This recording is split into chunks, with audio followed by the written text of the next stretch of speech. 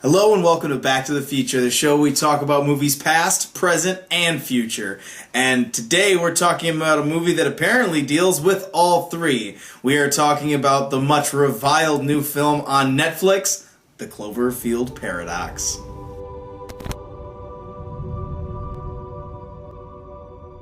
So the Cloverfield series has been out for, I guess, a good solid decade now, right? Yeah, I think 2007. 2007, and it gave us a found footage monster film, which I think stands up as probably one of the better found footage films, period. It's a pretty decent film, fun monster flick, and uses its gimmick well. Then we got 10 Cloverfield Lane, which I liked quite a bit, anchored by some great performances by Mary Elizabeth Winstead and John Goodman, and is a tight, small, paranoid thriller that happens in a storm shelter. Then this happened. This abomination, abortion of a film was allowed to exist and also have the Cloverfield brand slapped so unceremoniously onto its title and also, it seems to be, into its screenplay. I can't believe J.J. Abrams' name is attached to this project. If I was him, I would maybe go back and try to see if we can maybe scrub that off, maybe do a pen name, Richard Bachman, find something. I think we know now, though, that it's literally just his name on a piece of paper. Mm-hmm. He's really busy with Star Wars. And I think this movie shows just that he's working really hard on Star Wars. And that is the positive that we're going to take from this experience of watching the Cloverfield Paradox, is that it means that J.J. Abrams is working really hard on the next Star Wars film. Because no one was paying attention, I think, in this movie. No, it's really sad, too, because I'm a pretty big fan of the initial Cloverfield film. I think it's a fun mystery sci-fi film. It's just fun. It's a fun movie. I love the mysterious elements to it. They don't give you anything. I know it frustrated a lot of people. Not me. I enjoyed that. And then 10 Cloverfield Lane, I think it really amped it up to, like, okay, this is critically acclaimed. Like, this has got some great performances, great writing, young, new, fresh director as well in Trachtenberg, right? And then you get this movie, which we've been hearing about for a long time now. Yeah, it started with as the God Particle. Yeah, was its original title. I'm so excited for it, and they've been talking about this since before 10 Cloverfield Lane, too, or like right around that same time. Mm-hmm. Where's the trailer? Where's the trailer? All of a sudden, it drops on Netflix. Yeah. Figured why not? We gotta watch it, right? Oh, it's right there. Yeah, it's right there. It's in my living room. It's in my living room. I already pay for Netflix, so let's watch it. Let's see. This is. I already started seeing the stuff roll in though on it prior to watching it for the review. Mm-hmm. You know, as you are now if you haven't seen it yet. But it's bad. It's a really bad film. Yeah, and it's, and the crazy thing is that really it has a stellar cast. Yeah.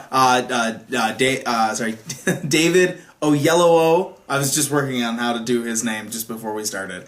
Daniel Bruhl, who I have tons of respect for. I love him in the movie Rush. Never seen that. Watch that instead of this.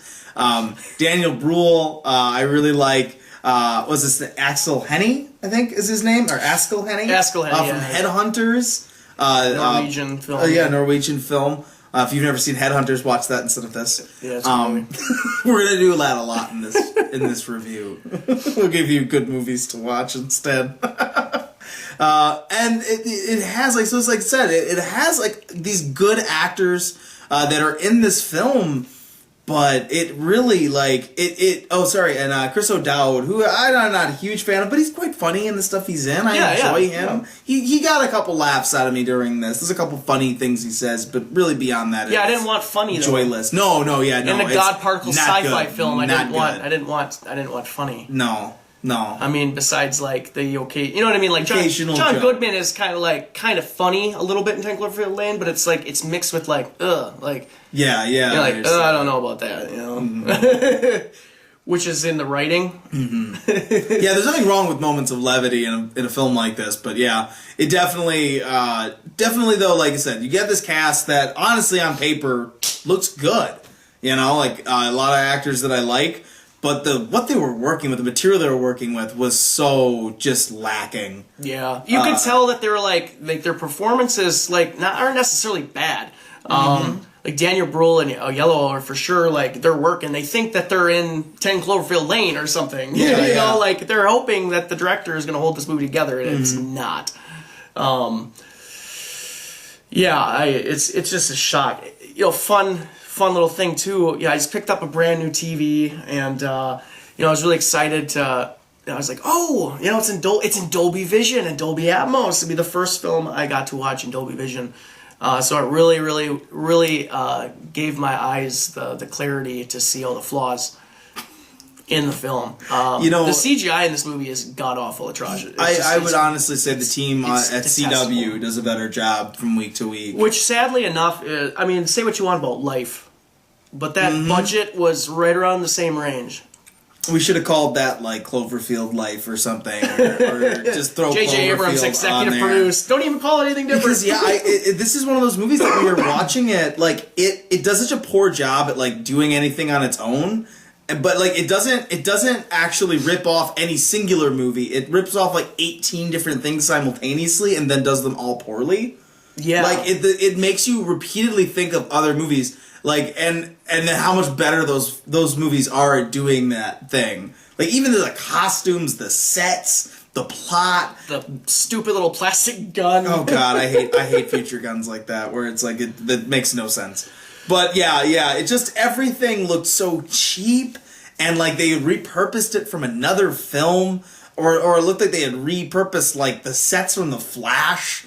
And like put extra lights on them and said it was a spaceship. Like a lot of the sets looked like CW worthy, which in a feature film that was made by Paramount is awful. My God, when you say it like that, I just forget that Paramount put this out. What? That's why I'm here. What? Like no one. Like there is no. This isn't like some woo. Like this cool. This cool. Oh, Cloverfield's being edgy by putting it straight to release without a trailer. No, it's like. No one wanted this movie. Yeah, they want to wash their hands and the only of it. reason it got released on Netflix is because Netflix bought it. Yep. Like there you go. Well, and that's why it exists there on the streaming service. Right now, Netflix definitely has I think it's kind of like a shotgun kind of strategy where they just sort of like spray 18 different shows and movies at you and see what sticks to the wall. And I realized after I said that metaphor that's really gross. But like Spider-Man. Yeah, like Spider-Man. But it's this film overall honestly it's embarrassing. It's embarrassing I think in general that this is supposed to now be part of the Cloverfield franchise. Yeah. Like it definitely like if you thought that 10 Cloverfield Lane felt like they just kind of threw Cloverfield elements into a different script, which I thought they did that in a very good way. They did it in a way that like made sense and they made it actually sort of feel like it fit.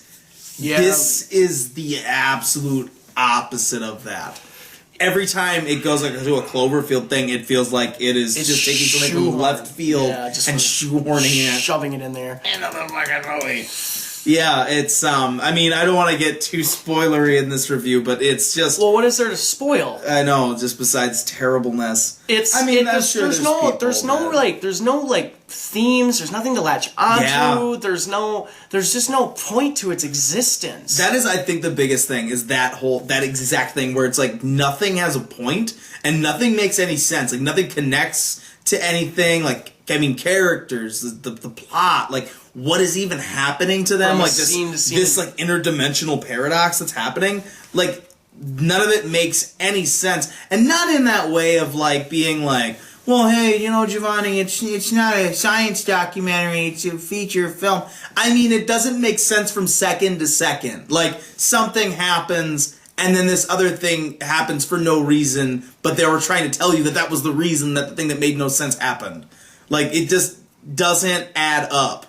It's a movie that's filled with, like, people who must have watched 2.5 episodes of Cosmos, and was like, man, Neil deGrasse Tyson sounds smart. Let's grab a couple of those buzzwords and just sort of throw them into our... There's like one where she's like, the Shepherd smashed a Higgs boson and da-da-da. Like, that did not sound... If you thought that sounded smart, that did not sound smart at all. She might as well have turned to the camera and said, science words. Science words. We're going to use science words. Insert here. Insert science words here. Yeah. It's not... There's really no... aspect of the film that's redeemable. When you have You have a movie called The God Particle, and I'm pretty sure The Big Bang Theory has more scientific integrity than you. You've done wrong. You've chuck when a show like that or something like that has more like just scientific integrity than like your film that's supposed to be about scientists. It's just really.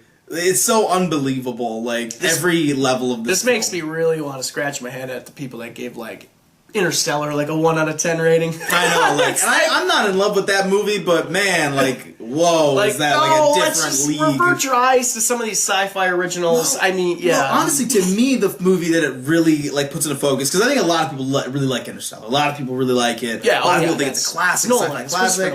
You know, that one I think is a lot highly debated in Christopher Nolan's, but it definitely is like a film that has gotten a lot of recognition. It makes me think about Life from last year. Yeah. Because I think that movie got too much shit. Like, it got too much shit because of the genre that it's in, but it was actually well made, had some original ideas, looked good acting. Like, there was a lot of good things. There was some actual decent science going involved, like her, like, protocols and stuff all made sense. Like, you would do that if you were in a ship like that. You know what I mean? You would have somebody who's in charge of it. Plus, the zero gravity stuff that they pulled off was excellent. The tracking shots, the camera work, the cinematography, the CGI, all that stuff was really well done. We were talking about this, and I want you to say this for them, too. What was the budget for that film? 58 million. 58 million. What's the budget for this film, John? 45. Yeah. But it might have went over that, though, from what I was reading, So where it's that Life same range. It's actually we're in the same price range here. Where like Life, I'll definitely give like people who say it's mediocre to decent. Like that is totally acceptable in my mind. Like that's about where it's at. It's not a bad film, but it's decent to pretty good. It just doesn't like. It's worth like a rental on a. If you've seen Alien, it's underwhelming. That's the only problem really with that movie. If you've seen an Alien before, you've seen the it's a little underwhelming. Genre. It's a little underwhelming it's against not Ridley quite Scott's masterwork. masterpiece. It's a good February release. Oh wow! Whoa. Compared to what we're talking about right now, oh my gosh, a different league. It just looks like, and I love too because they kept. The editing in this movie is god awful too. Everything about it is bad, but they just keep cutting out to like the space station shots from outside the space station, and it just looks like cheap garbage. Yeah. And then like even like when Earth reappears, or what? Spoilers, excuse me. Yeah, it looks like a cartoon. Yeah. It looks like a cartoon. It looks like a cartoon. I keep saying it in this already, but that's all I could think of was it looked like a CW show. I thought that like. I'm Barry Allen. I'm the fastest man alive. Was going to come over, like overdubbed over some of these shots. We like the Flash, though. I like the Flash. Yeah, we like the television. We like our. There's some cheap CW stuff going on in there for sure. Honestly, I haven't been watching this season. Yeah, I haven't either. But anyway, we're talking about other bad things. But no, it just kept reminding me of like kind of like that quality. And we're talking about a feature film on that kind of budget. A Paramount J.J. film Abrams produced on a $45 million budget. Yeah. And it really looked so bad. There's so many just questionable decisions from a technical standpoint, from a story standpoint. I think that the only ones I really can't fault are some of these actors. I think that they were trying, like we were saying before, we had actors who were trying with this terrible material. I'm sure they didn't know how nonsensical some of this crap was. Yeah. Well, it made me think of like Tom Cruise and The Mummy from last year, because that movie's bad. But like you could tell, like I don't think Cruise knew. Yeah. He didn't know he was on like a train derailing. Yeah, well, honestly, Tom Cruise probably likes being on derailing trains. He probably strapped himself to it quick. But it's funny though. I mean, you're talking about an actor though that goes 100% in everything he does. Like he's just like Mr. Intensity. It's funny because it's one of the few movies that is like straight up bad for him. He actually does a really good job of choosing films. He's actually a really like smart producer. But yeah, so this is like one of like a few missteps for him was that. But yeah, like. You have actors that I feel like are doing that same thing where they're like in a movie that maybe isn't very good, but they're trying everything that they can do. I mean, like the main chick, the Gugu Mbatha-Raw. I want to say I don't know. Tell me in the comments how bad I butchered her name, but she actually like there's so many scenes of like she's really trying and stuff. She's got some stakes, even though the stakes don't make sense. It's funny because they like gave this character something for you to go like you're supposed to care about this, but the thing that typically that they can manipulate you into caring about a character with, they put it in the only situation where you really shouldn't care that much. And neither should she! And you're asking yourself these questions while you're watching, and it's just all so disappointing. Yeah. But yeah, they're all trying very hard. I don't fault any actor in this film. They were just put into such a bad screenplay. Such a bad screenplay, so poorly directed. Just everything around it was just so poorly put together, these poor people. Yeah. It's a great cast on paper, and you can tell, like, I think a lot of the cast they're fantastic actors. Yep. That were, I think they were expecting to sign up for what they thought would be like another 10 Cloverfield Lane. The one that I did like, too, Elizabeth Debicki, or whatever her name is, the one that they find in the wall. Yeah. She was in Guardians of the Galaxy Volume 2 recently. She was Aisha. The Gold People. She was the leader of the Gold People, if you guys remember who Aisha is. But so I thought that she was actually pretty good. She had some things to do, and she did well. There's a certain turn in the movie that I didn't think she did quite as well at, but in general, like, some of the things that she has to handle, I thought that she did a pretty good job. There's a couple scenes in there where these actors, it's just none of the stuff makes sense from like the next minute to the next minute, but in that moment they were doing a good job. It's the Dutch angle. The Dutch angle, of course. Oh my gosh, it was one of those movies that after I'd watched, I wish I had been starting to tally every Dutch angle. Every purposeless Dutch angle. There is a time to. The guy that was operating the camera during this, the cinematographer, also did The Force Awakens. So I don't know what happened there. I think it's a paradox. That's the real Cloverfield paradox. That's the real Cloverfield paradox right there. Yeah. I'm not even going to say his name. Just look him up if you want. Honestly, I don't think he wants you to tell people that he did this. We didn't list the director's name either. He hasn't done anything, really. No, it's kind of hard to, like... we could say his name, but you guys would be like, who? Yeah. You know? And he doesn't want you to know his name either for this. No. Well, honestly, it's funny because I got this distinct impression, though, with the film that he probably was kind of proud of it because it would probably be the biggest thing he's ever done. That's true. He probably was this is good. This is the best thing I've ever done. Stepping stones, man. I hope you find the right project. Yeah, critically ripping into someone that's like, if I made a movie like this, I'd be like, yeah. Like I made that. Like, it's not good. Like, but you like, probably walk it's out all to the together, garage for sure. But we throw something together pretty good. Like Primer. You ever see that sci-fi film? There you go. Simplicity. Watch that instead of this. Yeah, you stick to the $5,000 budget, whatever that movie was made on. Excellent science. Like, just stick to something like that. Stick to something like that. Yeah. Those movies exist, and I don't understand how a movie like this can come out from, Yeah.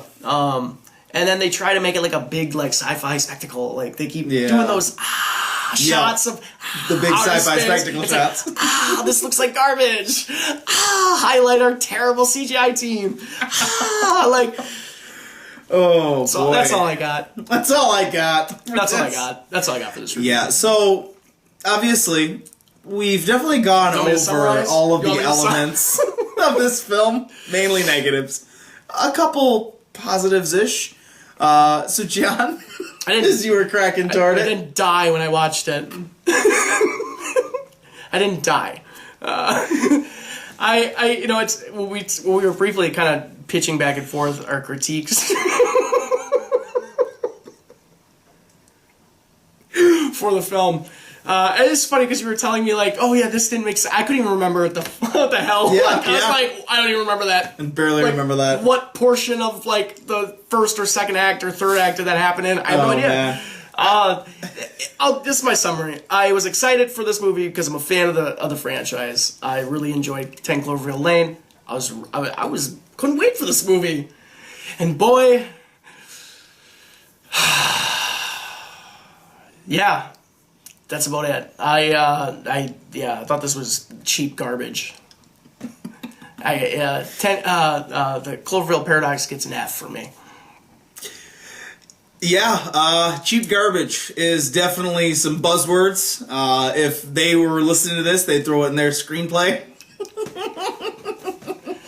Maybe something they should have examined a little more closely here. than just sort of skimming the surface. Every element of this movie, they are just skimming the surface. It makes no logical sense, no scientific sense. It makes no movie sense. This movie makes absolutely no sense. It has no bearing on the Cloverfield franchise. If you're looking for answers, if you're looking for even something that remotely feels like it actually links back, be treated to about 5 minutes of cheaply shot scenes that obviously feel shoehorned in there for no other reason than to say, hey, it's still technically a Cloverfield movie.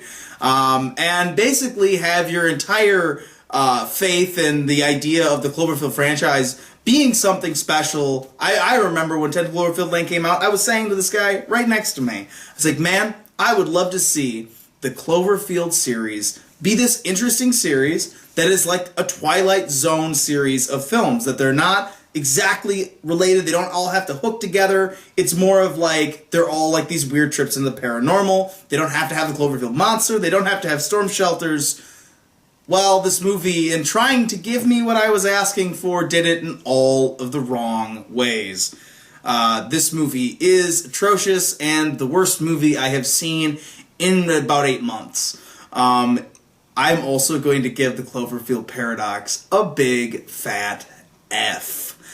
So guys, I hope you enjoyed listening to us tear into this film. This was definitely a disappointment. I was really hoping that the Cloverfield franchise could go somewhere interesting and give us some fun horror to young, upcoming directors with talent, but that wasn't something that happened. In this case, yeah. In this case. I'm not totally against Cloverfield. I really hope that they can rebound and put something else out. Well, they definitely opened a lot of possibilities in this one. Oh, endless possibilities. They could literally just reboot. I really hope that was their goal. Just another anthology. That's the saving grace, at least. It's an anthology series. You can kind of do whatever you want. You could pour some money into putting out an actual theatrical released film with all the money you have, Paramount. You could do that. You could vet your directors a little bit better too, maybe. I don't know. I can't wait to see more from Dan Trachtenberg because, man, this movie makes me go like, yeah, that guy's gonna be something big. Yeah. I mean, Matt Reeves directed the first Cloverfield, so I mean, there's good signs there, but I don't see anything coming out of this movie. Yeah, I definitely fell right onto its face. So, guys, tell us in the comments what you guys thought of okay, I'm trying to open with that 10 thing. The Cloverfield Paradox. Tell us what you think about this film. You can find us. Did you almost say it? Tell me what you think about this film. You can find us on our Twitter at BacktoFeature, and you can find us on our Facebook at /BacktoFeature. I'm Giovanni Carlo. And I'm John Vandeloo. And we'll see you guys next time. We need to survive. We need to consider, evidence or not, that we might have ended the lives of billions of people. We didn't destroy the Earth. We just lost it.